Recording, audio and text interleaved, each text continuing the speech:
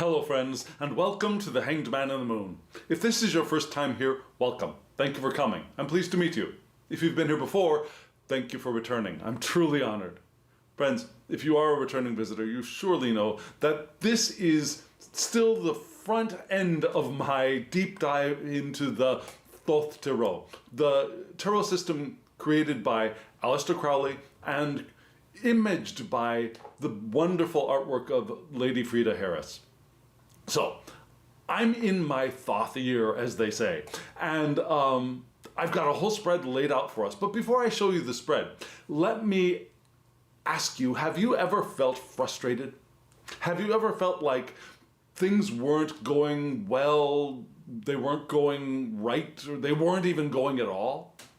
And have you ever felt from that place that you just wanted to do something, you wanted to break away, you wanted to leap into the unknown, you wanted to just make some change?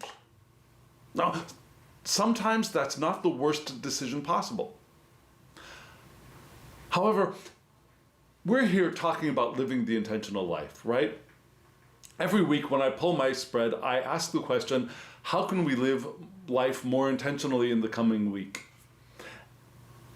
And from the perspective of living an intentional life, we know that our emotional state is an indication of how well we have access, or how fully we have access to the power of intention. That current of energy, of power, of life force that moves us in the direction of the life we want to live, the life that we have decided for ourselves. And if we're in a place of dissatisfaction, irritation, anger, frustration, we know that we do not have full access to our current of intention. We also know that the things that we're looking at and we're placing our attention on are not making us happy, and they're going and moving in any direction right now is probably going to be moving us in a direction of something that we don't want. Probably. Have you ever been in a relationship that was unhappy, unhealthy, dissatisfying, broken up, and then dived right into the next relationship only to find out that it was the same person in a different body? Yeah?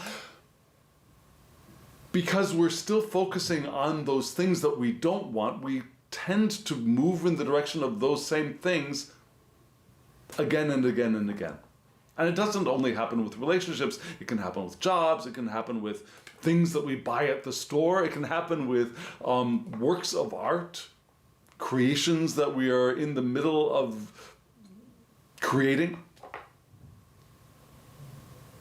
Now, it's best to clean it up before we take the leap into the new, before we take the leap into the unknown, before we do anything drastic.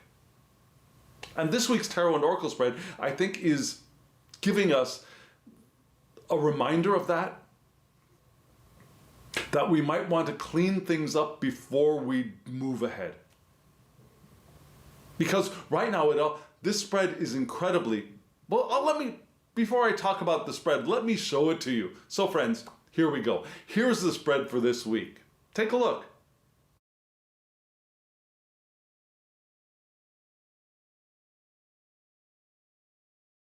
Friends,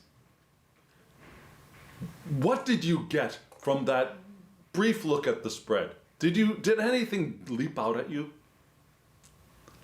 Did you notice that, yes, there was one disc earth card, there was one wand fire card, there was one water cup card, and there were a couple of major arcana cards, but it's predominantly all about the air, all about the mind. It's all in our heads. And that doesn't mean that it's an illusion, or it's fake, or it isn't real, it's not the truth.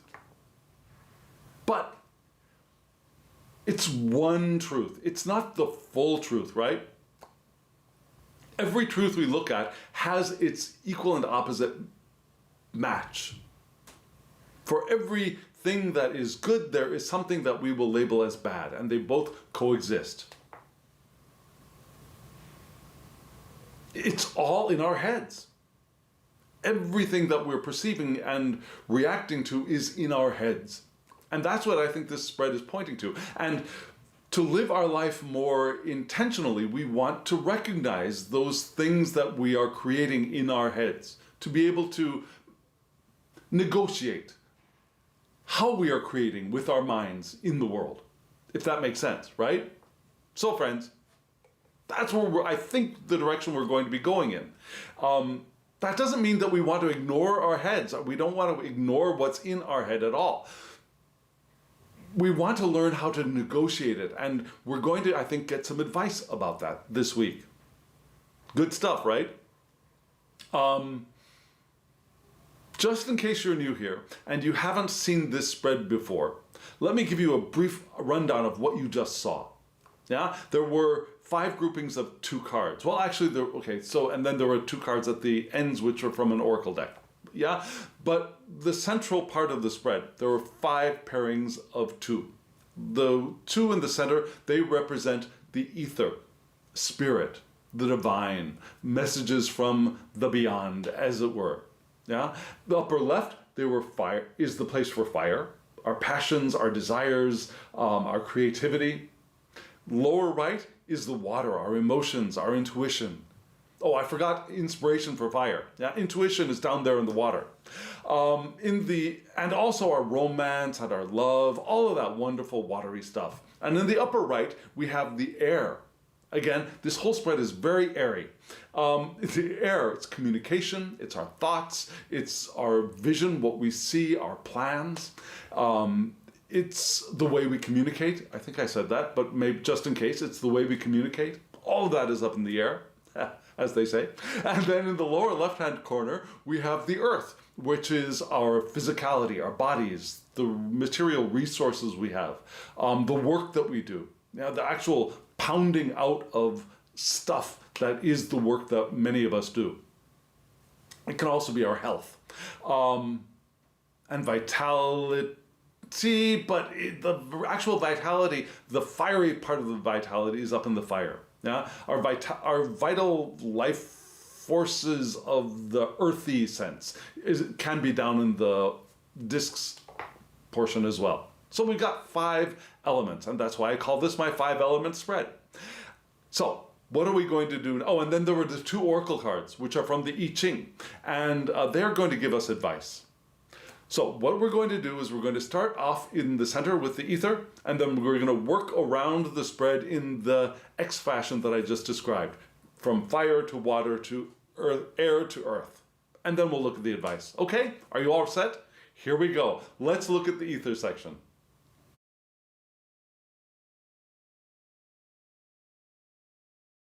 Here we are in the ether section, and I just realized that I didn't mention something about the cards you saw. Now, the new moon has come and gone, and I've switched out my decks. So I'm using one deck you've seen before. It's my trimmed version of the large Harris-Crowley deck. So this version is not available on the market in this form, but you can trim yours down to look like mine does as well. Yeah, it's not that hard. And you'll notice that the backs, you can tell you can always tell in a US Games version of the Harris-Crowley deck which is upright and which is reversed by the backs, because the cross is not, you can just tell by the cross, even if it's placed directly in the center. So trimming it this way, I think is fine. It's beautiful. I like the way this turned out. It's one of my favorite trimming jobs that I've done. So there's this deck, and then there's this deck, and I'll put the name in the description box below because right now it's slipping my mind, but it's a beautiful Thoth-based deck. And so I'm working with these 2 decks, and then the I-Ching Oracle that I've been using off and on during this deep dive into the Thoth is still here, because I really like that Oracle deck. So, and the I-Ching really does match the Harris-Crowley decks well, because Crowley incorporates the I-Ching into the court cards anyways. So there's a good match, I think, between the I-Ching and the Harris-Crowley deck. So here we go again. Here we are at the ether. And you saw from left to right, we had the Seven of Swords and the Fool, which is where I got the title for this video. And the central message for this video is here. Yeah, we start with frustration and then we move into the Fool, which is often thought of as a leap into the unknown, of that leap into material form, right? But we start with the Seven of Swords. And here we go, the Seven of Swords, which is, again, titled Futility. You can see the 6 swords attacking the central sword there. And it's really difficult to see the astrological associations here. The moon at the top is not so difficult. The little squigglies down at the bottom indicating Aquarius can be a little difficult to see, but they're down there. It's right there. Yeah? And Aquarius is going to pop up again a couple of times in this spread, and you'll see why. But here we are with Seven of Swords again, Futility. We've got Moon in Aquarius, which for me is not a natural match, but for those of us who do have their Moon in Aquarius, apparently that's a kind of, the traits of that person are gregariousness, maybe rebellious, and maybe a little spontaneous in a disruptive way, but they're friendlier than some Aquariuses might be. A solar or an ascending Aquarius might be a little bit cooler, a little bit more detached, whereas it looks like the moon in Aquarius is a little bit more emotionally connected to the people around. Now, that doesn't mean that other Aquarians are not friendly. It's just a more detached friendliness. Yeah? Does that make sense, I hope? So we've got that here. And yet, this is the card of, again, futility. Yeah? The 6 swords are attacking the central sword, and there are little cracks in the central sword. I just lost one of my cards, which I'm going to need in a little bit. And you also see that each one of the hilts has one of the planets in the traditional astrological planets, right? Which go from the sun, the moon, Mercury, Venus, Mars, Jupiter, Saturn, right? The 7 visible lights. And yet, what do we get here? Yeah, Crowley calls this snatching defeat from the mouth of victory. Yeah, that kind of futility, where things could be going well, but we are about to make them go not well. It bodes ill for projects that seem strong. Yeah, it looks like things are going well, but this is not a good card for those times. A project that looks like it's a little weak, it might be failing, this could actually be a good sign for that kind of project. But if we've got something that we think, yeah, this is it, this is not a good sign for that project. There's also the possibility of trying to be too nice to people, yeah, trying to appease people, compromising, which could cause vacillations for us, which could cause defeat. Yeah, a passive diplomacy could cause us to become the prey of other people as well. Tolerance is a good thing, but tolerance and hoping others to tolerate us is going to be futile in this case. Yeah, we've already made up our minds. Despite being prodded and poked from other areas, including from within. And that decision that we've made here does not seem to be a good thing, because we're not in a place of happy, joyous freedom, right? And so, let me get the Fool card.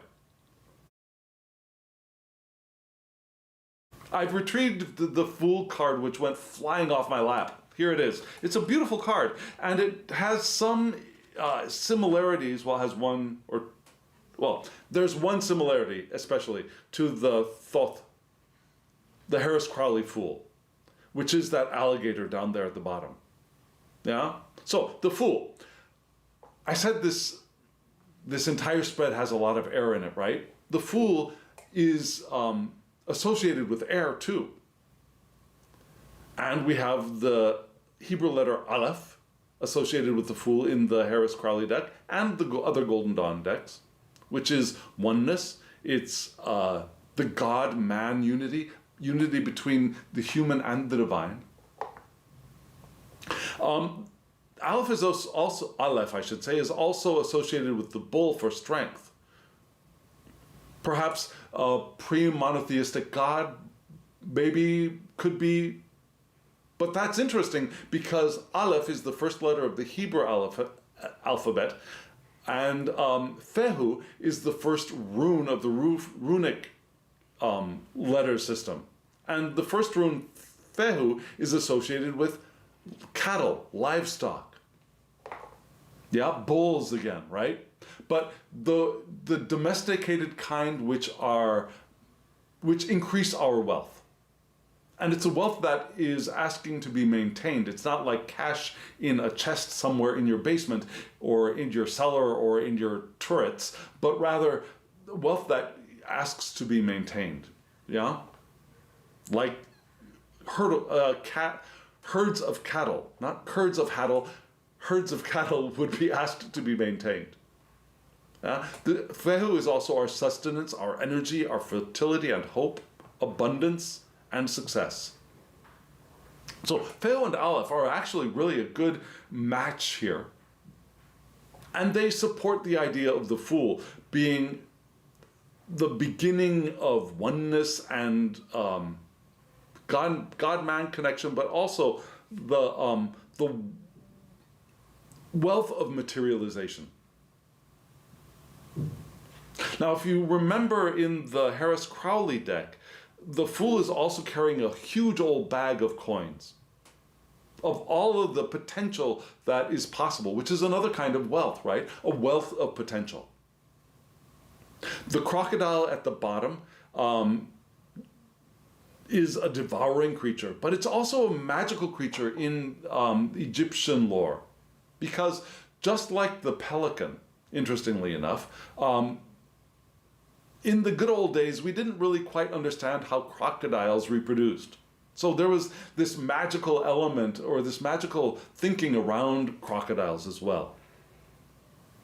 Yeah, we couldn't figure, they seemed to reproduce magically. But they are the destroyers and creators, right? But they could also be signs of initiation. Horus, the god Horus from Egypt, took the form of a crocodile when he was searching for the parts of his father. So there are a lot of associations with the crocodile that are very positive and mystical and magical. So the Fool, here in the air, which is our thoughts and our visions, is usually telling us to do something, anything, in a different way. Think higher. Transcend the boundaries that you're placing on ourselves. Take a leap into the unknown. Rise above any dilemma that we're feeling, which these two paired together kind of make sense, right? We are still at the table that we want to turn. We want the table to turn, but we're still sitting at the table. And maybe, just maybe, it's time for us to just get up and leave the table rather than expecting it to change. And there are times when that is a very positive thing. And I think in the long run, we're going to want to do that. But when we look at the rest of this spread, I think we're going to see that this is not the moment to do this yet. We need to do a little bit of work between here and here. Does that make sense? This is the direction we want to be going in. This is where we're starting. But there's stuff that wants to come that will help us if we take care of it first before doing the leaping into the unknown, before getting up and walking away from the table. So, friends, let's move into the fire section of this spread, and here the cards are right now.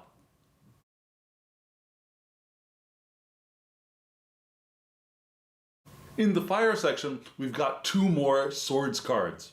We've got the Queen of Swords and we have the Five of Swords.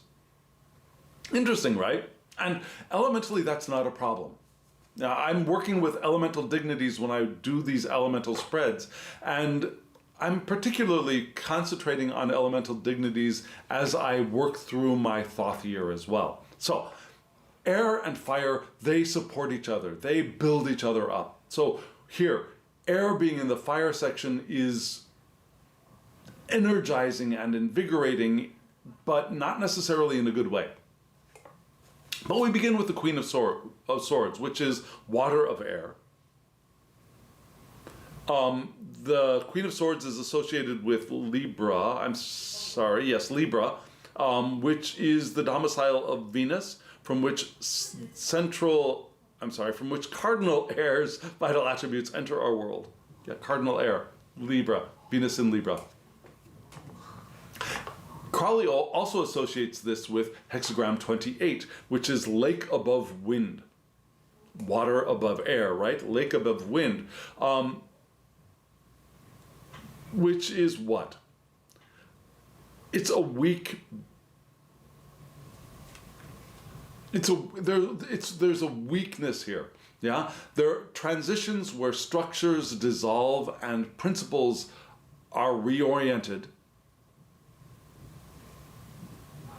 But there's a weak beam that's flowing through.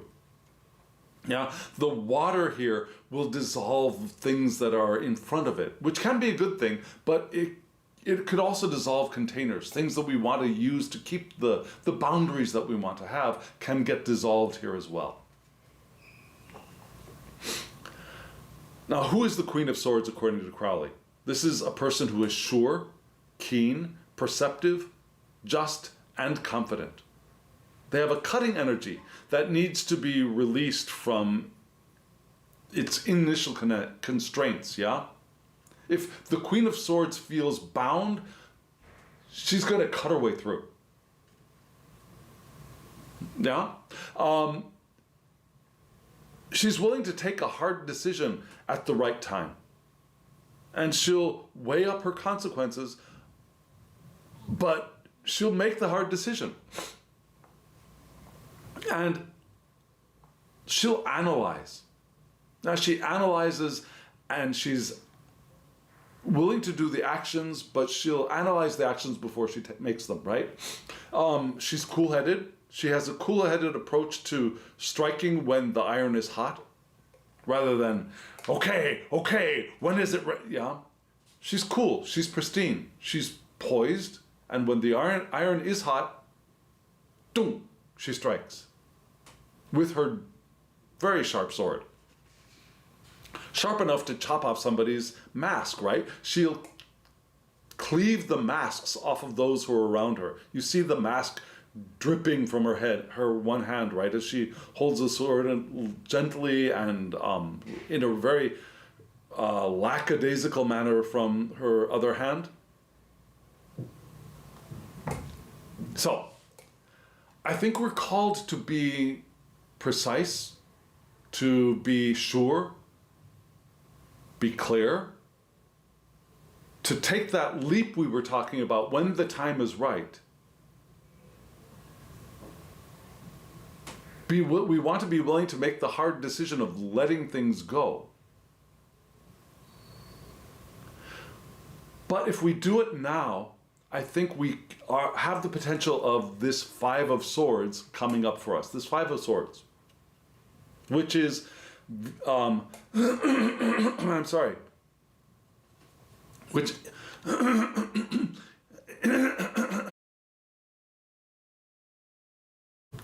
I'm sorry, I'm back. This video is not going very smoothly, is it? So, I got a sip of coffee here on the side, cleared my throat, and here we are again with the Five of Swords. Yeah, the Five of Swords is called Defeat by Crowley. You don't see the title on this card because this is from that other deck, but the association is still, you can see it here. Venus, which was in Libra, but here Venus is in Aquarius. Aquarius again. So Venus is not, to me, naturally in Aquarius, but what happens when that is the case? This is a person who is forward-thinking and has a tolerant attitude. They have a desire to stand out. Yeah, the Venusian desire to be the most, to be attractive. Yeah? But because she's in Aquarius, she's also a little bit unpredictable. Interestingly, we also have the sun exalted here. Yeah, the sun is exalted in Libra here. So we've got that connection back to Libra again, which is fascinating, which was just next door, right? Okay, so what do we have? Ideals have been or will be disrupted. So we've got the defeat here is disruption, right? There's a feeling of loss of control, of a loss of a situation as well. Yeah, so we're losing something. Either we lose control of ourselves or we lose control of the situation that we're in. And we may become passive. And we may be seen as weak. Remember, we had that sense of, in the Seven of Swords, of the potential for being taken advantage of. Well, this could be a reason for that. We might be seen as weak here because we have that appearance of defeat. So it may be best to look for an escape strategy. We're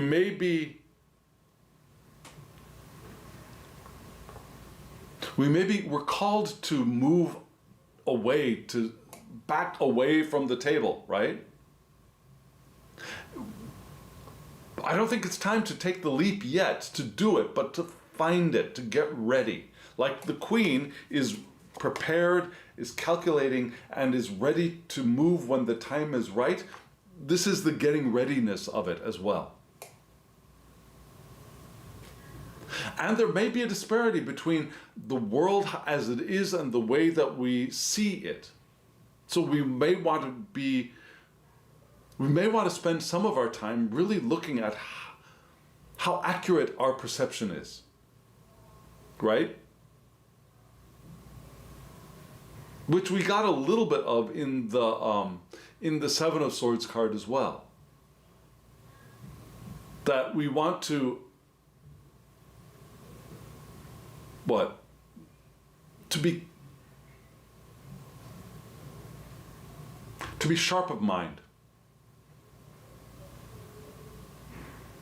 to look deeply into what it is that we are experiencing, to confirm or refute the perceptions that we have.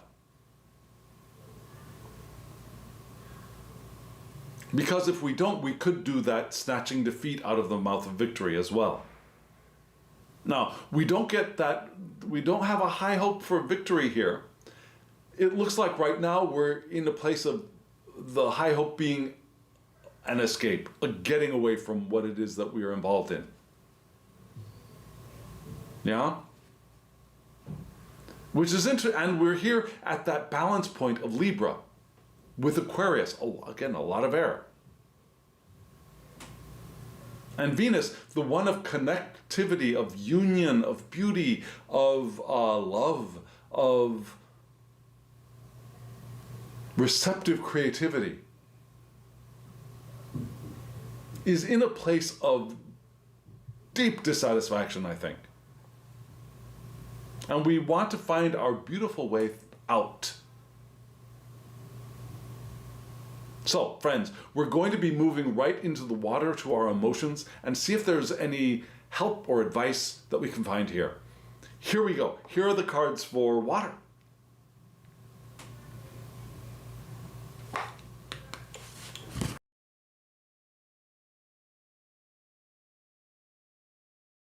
Friends, from the fire, our instincts and our passions, which were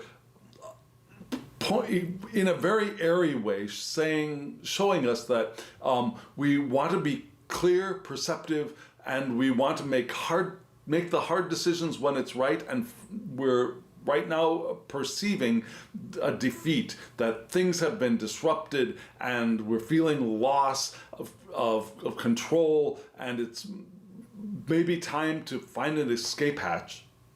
Here we sink into the water of our emotions and we find more air.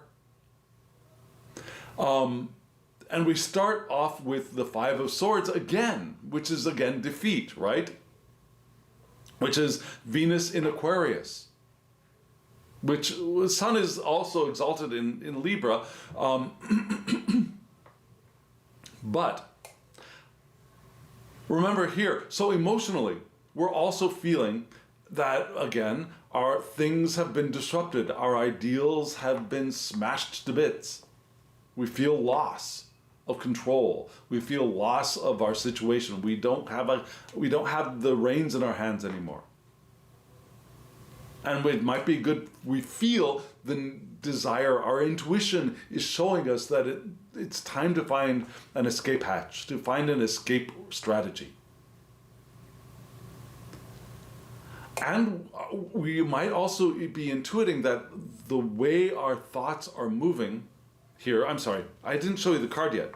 The way our thoughts are moving are weakening. The way our thoughts are moving is weakening us. Gosh, the grammar there and the English is difficult for me. Let me try that once more. The way our thoughts are moving is weakening us. It's leading us to defeat. And maybe we've allowed other people to take advantage of us.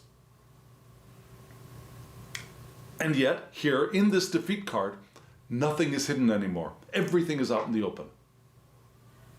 Especially for us to see. We may not be showing all of our cards to everybody around us, but things are out in the open for us to see. We're seeing the full picture. We're seeing the depths even. We're seeing those things which had been hidden in the closets. And here, again, we've got the Five Swords pointing together, right? I love the art on this card. It's gorgeous. And just like in the Five of Swords in the other deck, let me get it here so we can see it to get them together. Let me put the other card here. Yeah, we've got the Five Swords in the shape of a pentagram. You see that? A lot of similarities between these two cards, even though the artwork is very, very different. It's actually easier in the other deck to see the associations here of Venus in Aquarius, right down there at the bottom. In the Harris-Crowley deck, it's really hard to see. There is a Venus up there at the top, even though I chopped a little bit of it off. And the Aquarius is like really difficult to find. They're really squiggly lines down there at the very, very bottom. And it's very difficult to see. But I love the art on this card anyways. So again, we got the Five of Swords again. Defeat. Yeah. We've lost control. We may have allowed other people to take advantage of us. But again, everything's out in the open. That's what we're intuiting, I believe. I think this is for our intuition rather than our thoughts. Although it is a thinking card. And so right next to it, we've got the Judgment card, which is gorgeous in this deck. You notice that this Judgment card, rather than being the images of Horus that we see in the Harris-Crowley deck, we see what looks like maybe an angel there, right? But the angel is also holding or formed by the Tree of Life, which I think is really cool. Now, Judgment is associated with fire, so here, in the water card, it's ill-dignified. Which I think is telling us that right now, we're not ready. We're not ready to heed the call. Now, Judgment is associated with the Hebrew letter Shin, which kind of looks like a W, but is this letter associated with a tooth or teeth. It's steadfastness in faith. It's being careful with one's actions. It's strength to change for the good. And again, even shin is associated with fire, so it kind of is it's a good Hebrew letter for a card also associated with fire. Now, in the runic side, we have laguz, which is water. So, because of that one little itty bitty thing of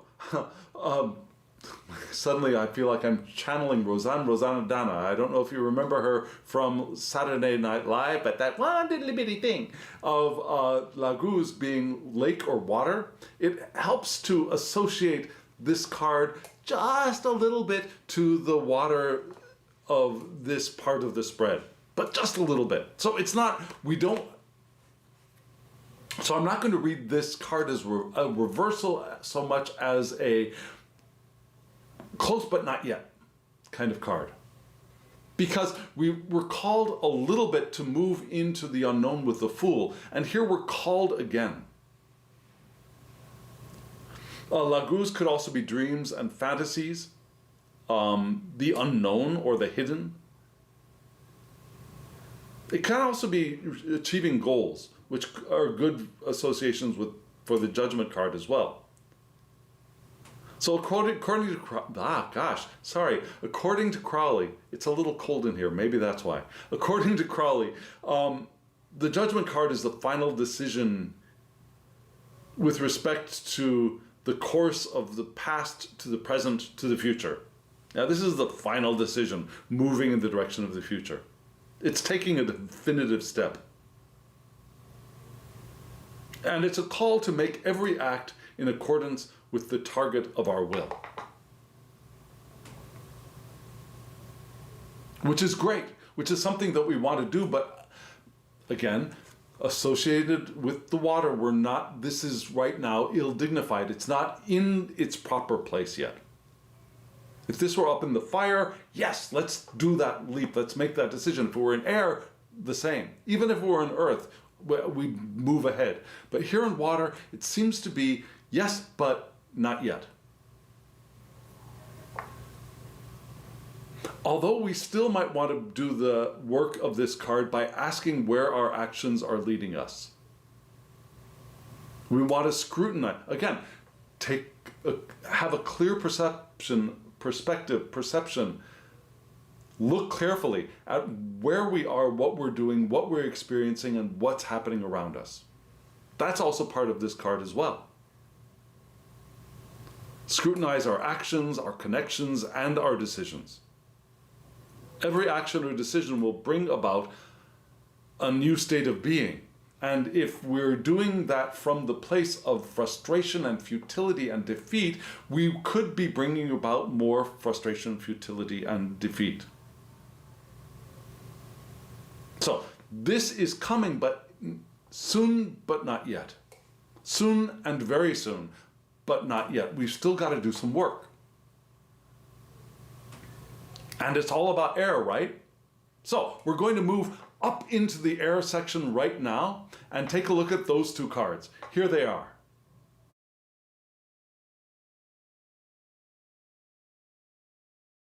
Here in the air, we had, from left to right, the Nine of Wands, a card that seems to be coming up a lot for me with the use of my Harris-Crowley decks. And the Four of Cups. So in the air, we have fire and water. Fire is a natural match to air and they build each other up, I said, right? Water and fire, they are ill-dignified together, but water and air is just fine. So we're going to start with the fire in the air section, which is the Nine of Wands, which is this wonderful moon in a Sagittarius card. Now the moon for me doesn't naturally belong in Sagittarius, but here we are. For those of us who do have their moon in Sagittarius, they have a passion for learning. They seek the truth about the people and the world around them. Now rather than just leaping ahead into the future, I should say, with a search for the new experience and the fun and what's out there and there is a little bit of that, but the moon here is they're looking for truth. They're looking for connections with the people and the world around them, and what is out there. What is the truth of all of this? Now, Sagittarians are great learners too, right? But there's a softer quality to that. And so, this card tells us that it may be time for rapid progress requiring steady strength. Now we need to keep going. And we could make some progress here before we break away. We can make progress, but we need to keep going steadily, even with these thoughts of what? Futility, defeat. Everything is pointing to a wanted thing and asks for a gentle guiding on its way.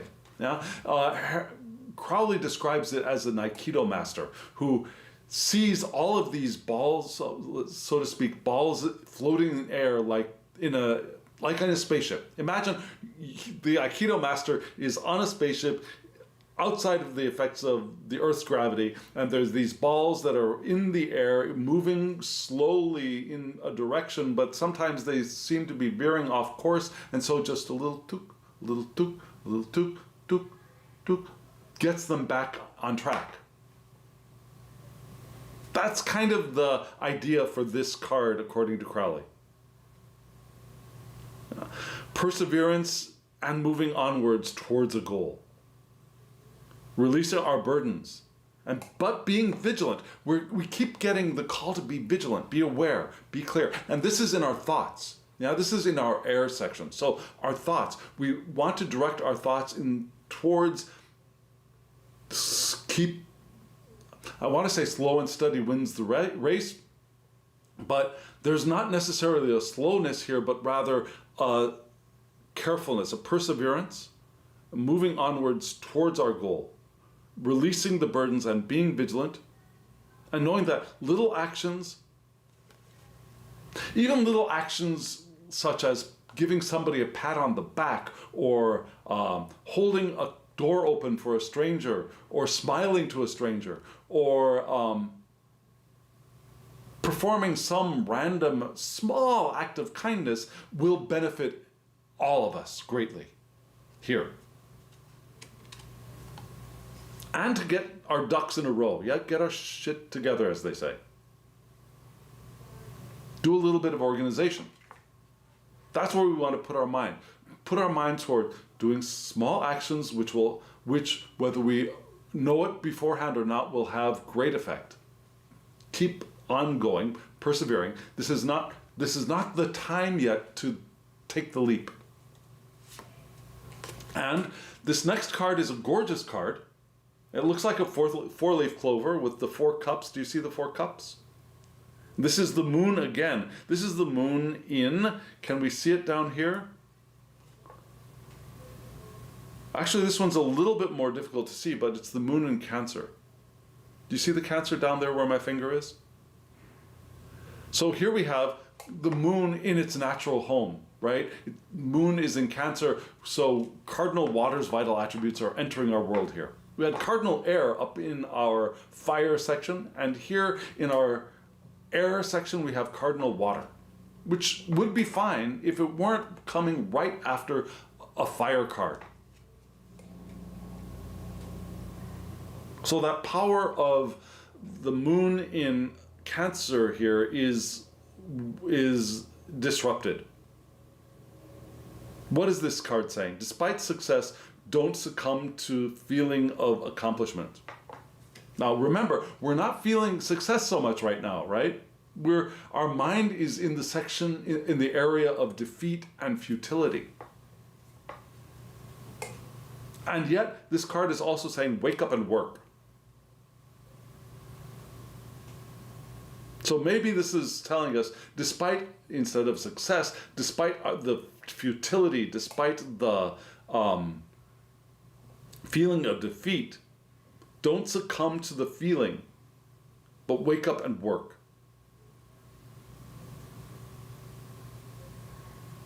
And we may be headed for an emotional dead end. We may be.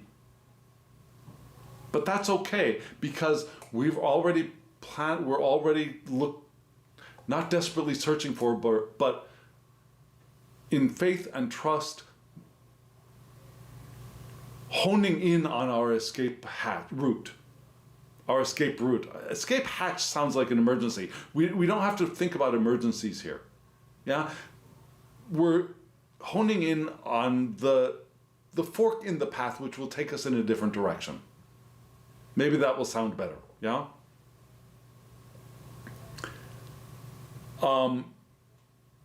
There's an urge to abandon ourselves to desire, which would be detrimental to us here.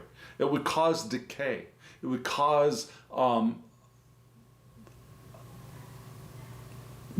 luxury because the title of this card is luxury. Yeah, luxury in the negative sense. Luxury in the sense of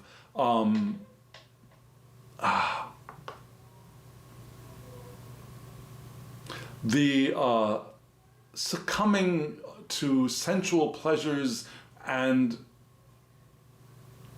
slipping into maybe addiction and the negative side of luxury. Now there's a luxury which is very positive, of enjoying that which we have around us and continuing to live and move and act in the world and being creative. And there's the luxury of being gluttonous and slothful. So this card is again telling us to find an escape as soon as we can. As soon as we can. Because as soon as we consume that thing which is luxurious, trying to find it again is going to cause us to get into a loop, a never-ending loop of a trap. We don't want to do that. Yeah? So, wake up, work. Don't enjoy the desires, the things that are around, yeah, sure, but don't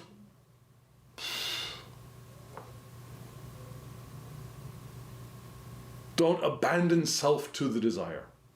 Does that make sense? Now, don't abandon self to the desire. Enjoy the thing which is nice, fine, but don't abandon yourself to the desire. We want to stay awake, we want to keep working, and we want to find our path out of this nice feeling, or this nice thing that we could be experiencing, but okay, so I seem to have painted myself into a weird corner here, and let me describe the escape hatch here. So, one part of this is that we may be feeling defeat and we don't want to succumb to that. We may be distracting ourselves with luxury.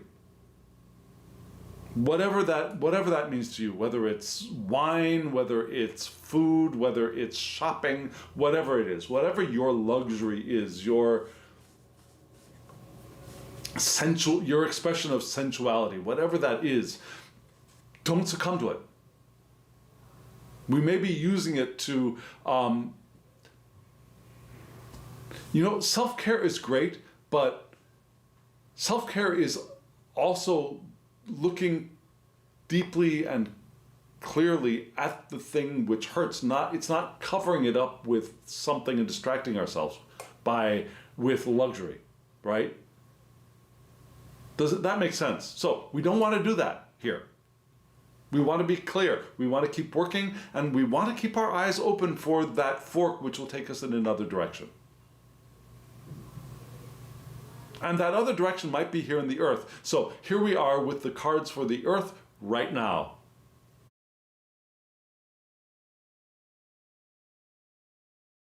Here in the earth, we have two cards. Starting from left to right, we have the Eight of Swords, yet another swords card, and then the Queen of Discs. Now, elementally, the Swords card is ill-dignified in this spot. And it's actually an unappealing card. Well, okay, the card itself is beautiful art. I like the art. That's not what I'm saying. The significance of this card is not a happy card, right? The Eight of Swords is called interference. And you see the two swords in front are blocking, interfering, the six swords behind. It's associated with Jupiter in Gemini, which is an odd association, but those who do have Jupiter in Gemini, they have the opportunity for clear understanding. They have open minds. Yeah? Jupiter is expansive and Gemini is the mind, right? They have open minds to alternatives. In the good. Now, in the bad, that expansion of Gemini can be a little bit like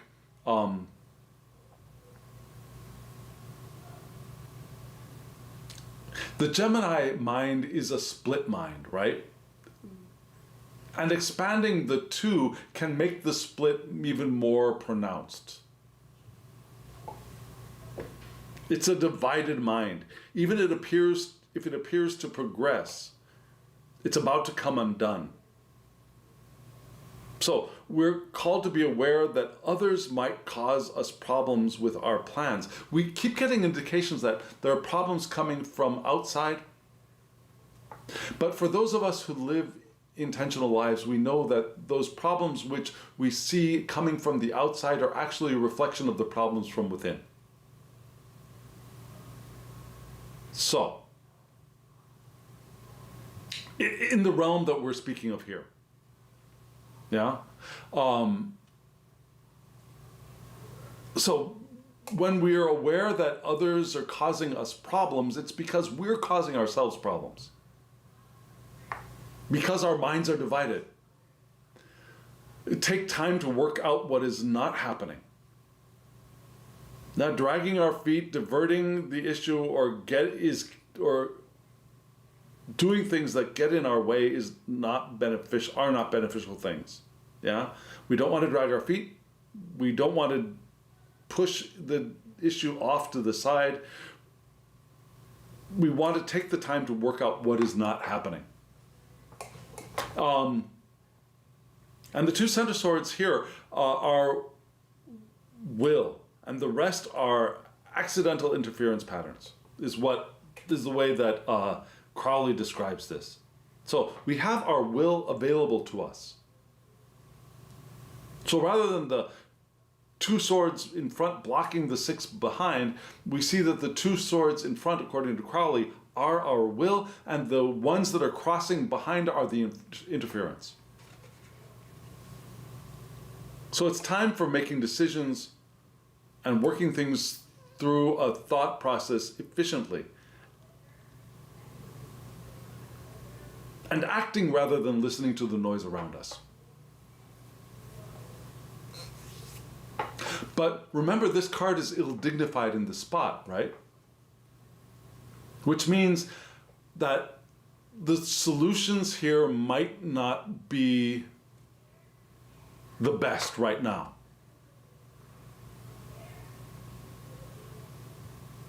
Yeah? Maybe it's because, again, it's not time to make the decision. We're not ready to make the decision yet. It's good to be aware. It's good to be notice where and how our minds are divided, and how our minds and when our minds are causing us problems. But it's not the time to make the decision. We can start working through the process and working through the problems and looking for the alternate path, but it's not the time to make the decision because we're not ready for that yet. And so I think the solution here is this next card, which is wonderful. It's the Queen of Discs.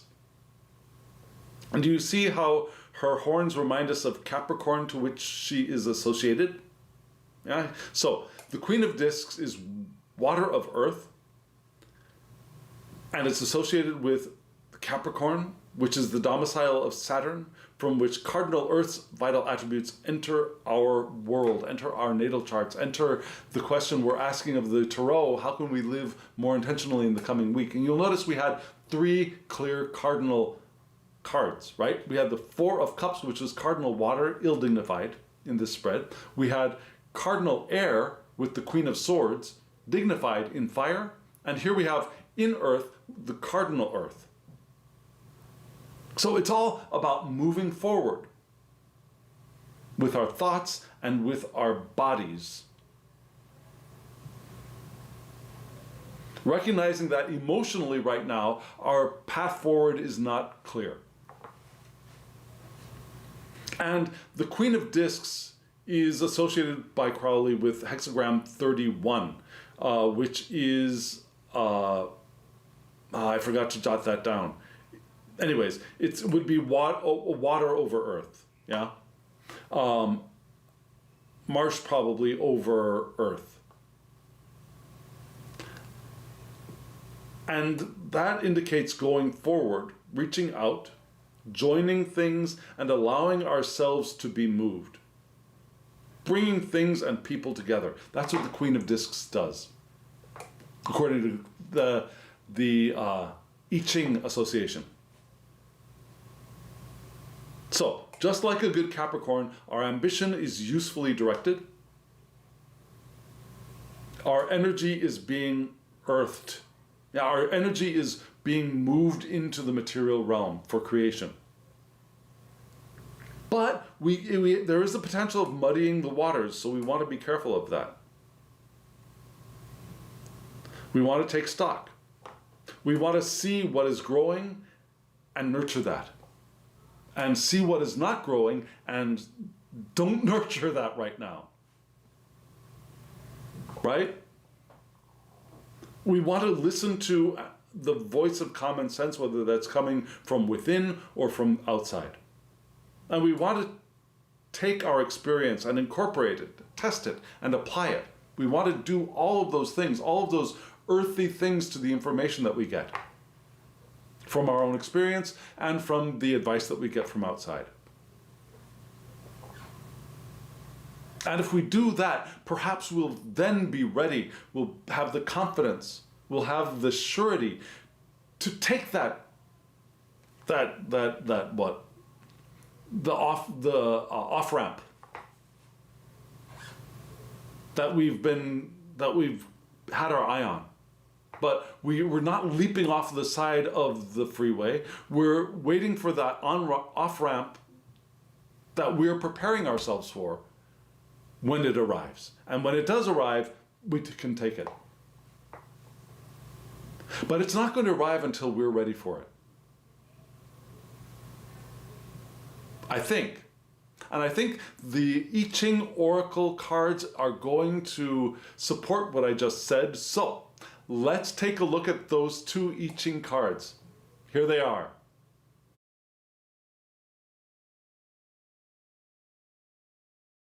This pairing of cards, I think, is really interesting. Yeah, we've got more air here. It's so interesting. On the left, we had I-Ching number 59, yes, which is wind over water. And on the other side, we had number 20, hexagram 20, which is wind over earth. Both of them have air on top. Very interesting. This whole spread is all about our minds. And so what is the advice? Well, this is 59, which is titled in English Dispersing. I don't know the Chinese pronunciation. I'm going to take a stab at it. Huan, which is, again, wind over water. Yeah? So that means in this deck, flexibility and fluidity are beneficial in challenging times, in challenging situations. We want to be flexible and be water. Like Bruce Lee said, be the water. It's better to be adaptable and move with the situation right now. Now, visionary leadership could be called for here. Now, that air on top, that visionary leadership. And yet, we're asked for resilience. Stay relaxed and flexible and move with the situation in the face of hurdles. And maybe those hurdles are things we're putting in our own way, or maybe they're from the outside, but probably we're putting the hurdles in our own way. And we want to stay relaxed. We don't want to tense up when we come at them. We want to be ready to either move over them or around them or below them or be flexible. So we're going through transitions and adaptations, and those will be smoother if we flow like water and have the perception of the air above that. And right next to it, again, more wind on top, more air on top, we have wind over earth. Is this the correct card? It's the correct card. I love the colors on these cards. Let me show them to you side by side once, because these two are a pretty good match as far as color palette too, right? I mean, if you didn't, there's also almost, if it weren't for this circle here being cut off, you'd almost think that these two are from the same, one continuous picture. Love these cards. Okay, so what did we have? Wind over earth. The English title is viewing, looking at stuff, viewing. And the Chinese name is Guan. Don't trust me on my Chinese pronunciation.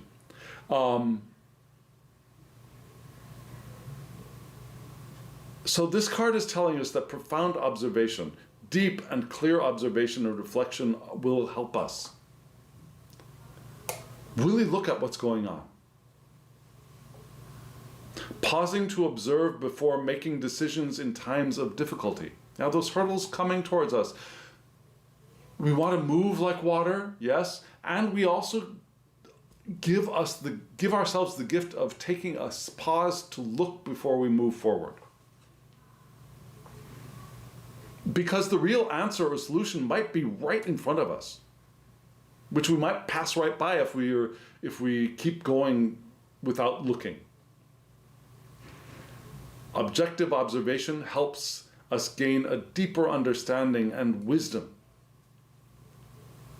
which will lead us to making better choices in the future. But remember, we're not ready for the choice yet. But the way to get ready for the choice is to do this. Now we flow around, we move like we be the water. We be the water as we come towards obstacles and hurdles which make us feel perhaps defeated and feel things are just the futility of moving forward. We keep going forward and we move like water. We are resilient. We keep a clear eye out.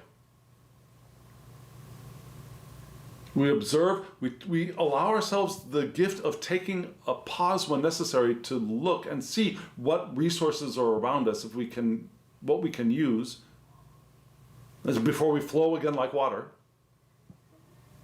And as we objectively observe that which we are experiencing, that which is around us, our wisdom will grow, and then we'll be ready to make the correct leap when the time is ripe and we are ready.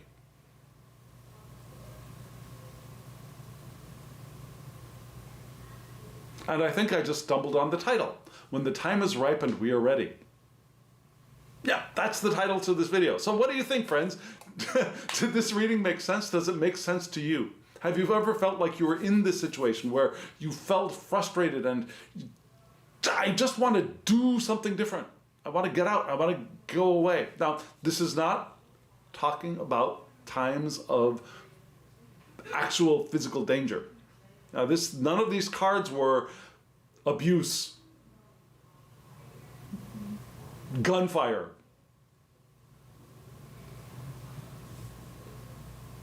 They're all about our own perception of general futility and defeat, not about people who are abusive and times when we actually need to take action and find direct help. That's different. This is those times when things just don't seem like they're going right, and you just want to get away, get out, do something else, right? That time's coming, but not yet. When the time is right, when the time is ripe and we are ready, then we can take that off-ramp. Because we'll be picking the off-ramp that is actually leading us in the direction of where we want to go. It's not going to lead us back into a detour to get right back onto the parallel highway, leading us in the direction we don't want to be on. Does that make sense? So friends, if it does, let me know in the comments below. If it does not, let me know in the comments below. I would really love to hear from you. And friends, I will have in the description box below links to the new deck that I'm using this week, and a link to the big Thoth deck on Amazon if you want to buy that and trim it down yourself. It's not that expensive, and doing the trimming job yourself might be fun. I'll have the Facebook link to the creator for the I-Ching Oracle.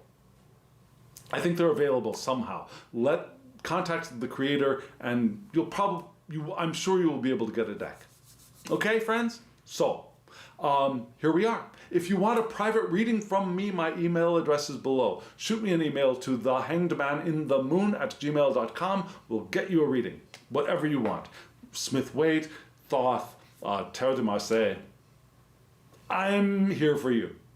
Long, short, video, just a photo, and an audio reading, your choice. So friends, thank you. Thank you for being on this journey with me. And now, as always, I wish you love, joy, well-being, and pure awareness. Thank you.